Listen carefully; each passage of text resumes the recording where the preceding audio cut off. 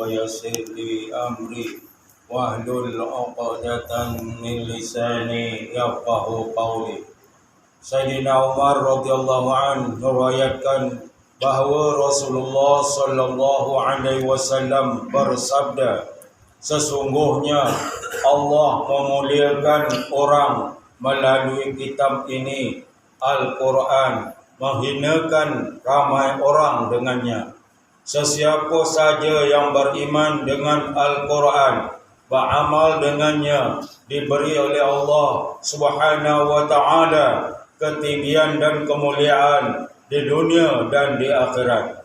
Manakala orang yang tidak beramal dengan Al-Quran akan dihina oleh Allah. Perkara ini juga dapat pastikan daripada beberapa ayat Al-Quran yang dimulia. Di satu tempat terdapat ayat berikut, yudillu bihi katsiran wa yahdi bihi katsira, dan menyesatkan kebanyakan orang dengan kitab ini, memberi petunjuk kebanyakan orang dengan kitab ini, Al-Baqarah. Pada tempat yang lain daripada kitab ini kita temui, wa yunazzilu minal Qur'ani ma huwa shifaa'un wa rahmatul lil mu'minin wa la yaziduz zalimina illa khasara.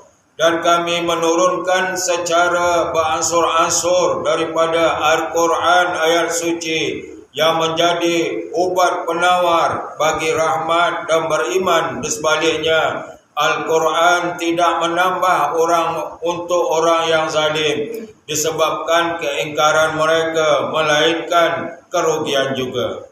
Rasulullah sallallahu alaihi wasallam diwayatkan sebagai bersabda, ramai munafik dalam keadaan umat ini adalah golongan qari. Dalam ayat Mauludin diwayatkan di setengah masyik, apabila seseorang itu mula membaca satu surah daripada Al-Quran, maka para malaikat akan memohon rahmat untuknya sehinggalah dia berhenti membacanya. Sebaliknya, apabila orang lain membaca satu surah, pada malaikat akan melaknat sehingga dia menyempurnakan bacaannya.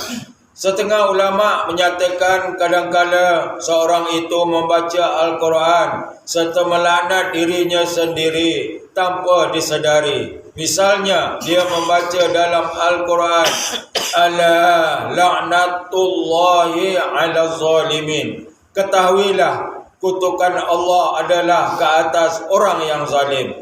Dan dia sendiri termasuk ancaman ini akibat kezaliman sendiri. Dan dalam keadaan yang sama, dia membaca lagi Al-Quran, la'natullahi alal kazibin. Kutukan Allah adalah ke atas orang yang berdusta.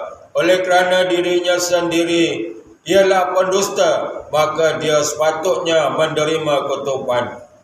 Sayyidina Amir Wasiyah berkata, Sayyidina Umar telah melantik Amir Nafi sebagai Gubernur Makkah. Suatu hari Sayyidina Umar bertanya Sayyidina Nafi, siapakah beliau melantik sebagai kawasan di padang pasir? Ibn Azhar menjawab, Nafi. Siapakah Azhar? Sayyidina Umar bertanya lagi, beliau adalah seorang hamba kami. Jawab Nafi, mengapa kamu melantik seorang hamba sebagai amir, ketua? Bantah Sayyidina Umar radhiyallahu an, kerana beliau membaca kitab Allah. Jawab Nabi.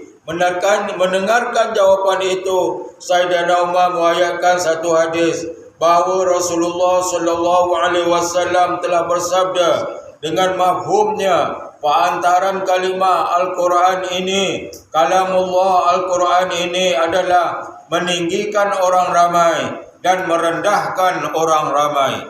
Sadaqa Rasulullah sallallahu alaihi wasallam.